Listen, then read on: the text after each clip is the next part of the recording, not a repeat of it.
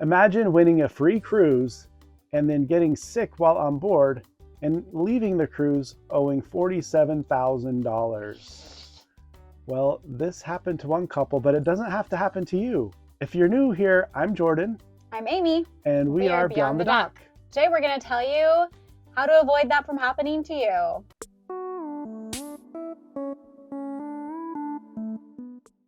You might have seen a few of the news stories going around where people get sick on board and end up with a huge fee. One recent example was a woman had an allergic reaction to something and she didn't have any Benadryl with her. So she went to see the doctor, but before the doctor would give her any Benadryl, he ran some tests, which resulted in a bill of over $3,000. The infirmary on cruise ships act as private clinics. Before you leave the ship, they will want you to settle your bill, and it can be quite large, and you pretty much have to pay in cash and wait to be reimbursed through your insurance company or your traveler's insurance. Not all insurance companies will cover you if you're outside of the US, if you have a US-based insurance. So make sure you check with your insurance before you go. If you're not covered, then getting travel insurance would be a good idea. The first mistake you don't want to make is not being prepared. We like to make sure we have any medication that we might need, even if it's questionable that we'll need it. So Benadryl, for example, we always have seasick medicine, digestive type medications, anything that you think you might need, pack it and bring it. Also, it's good to have all your prescriptions in their prescription bottle just in case. I also like to bring ibuprofen in case you're sore or it Headaches. helps with headaches. It even help with sunburns, I've heard. Cough drops, cold medicine, anything you can think of that doesn't require a prescription that you just might need is a good idea to bring. We went to the infirmary one time and it was for stomach issues. And they asked if we wanted to see the doctor, and I think it was going to be $150 to have an exam that wasn't necessary. We knew what medication we needed, so we ended up opting out of that, but they did provide us with the medicine that we needed, and we just paid for it. And it was probably a little more than you'd pay normally, but it wasn't a huge amount. If you do start feeling sick on board, you do need to take necessary precautions, because if you are contagious, you don't want to get others sick, especially while on the ship. So what should you do if you start feeling sick on a cruise ship? If you have symptoms that are more serious, where you think you might have COVID or something very contagious, it is important to go and get checked out so that they're aware and that it's not going to spread.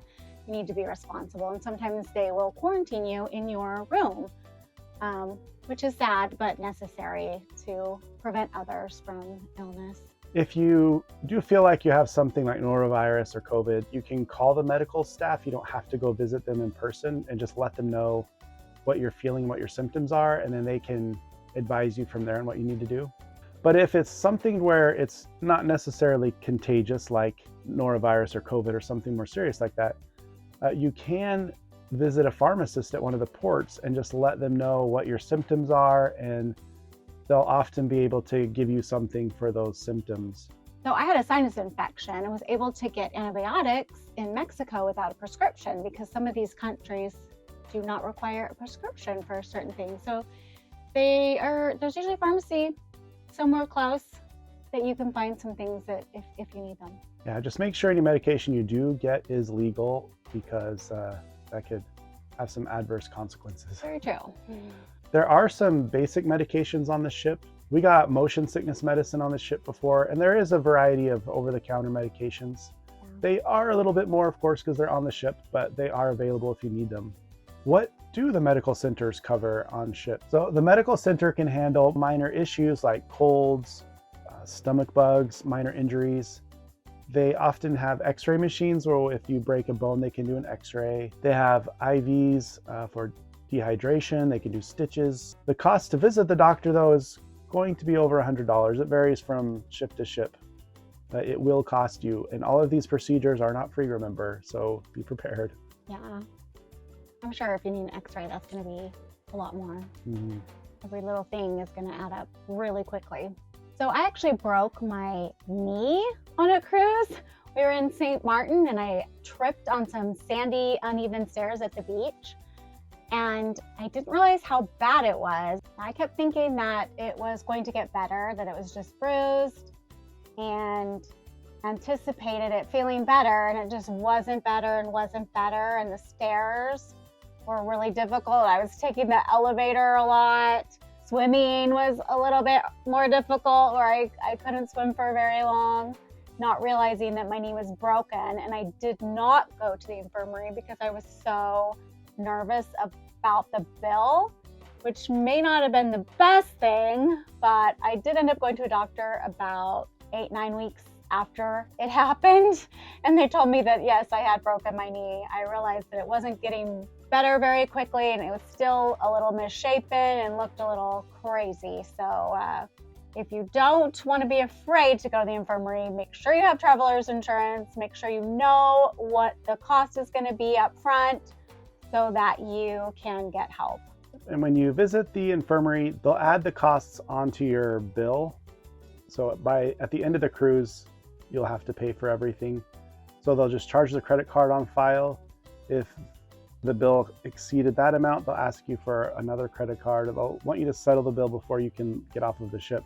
If the bill is too much, they'll probably just let you off the ship.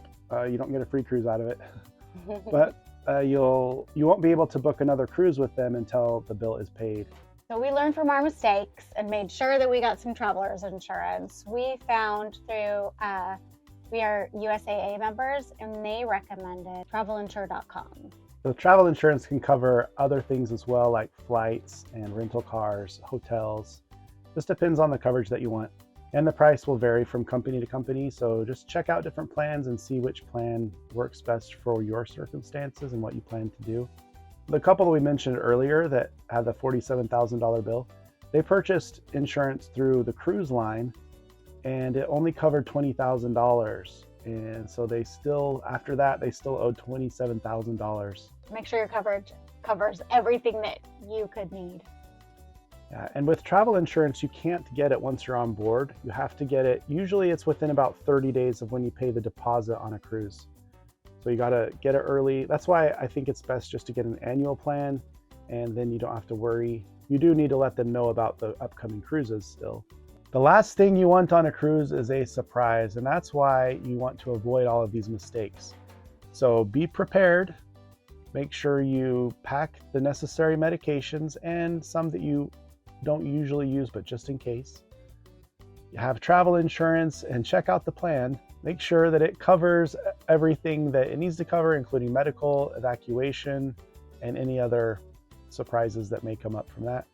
And check with the cruise line policies on the medical center, what's included, how much it's going to cost, just so you're aware.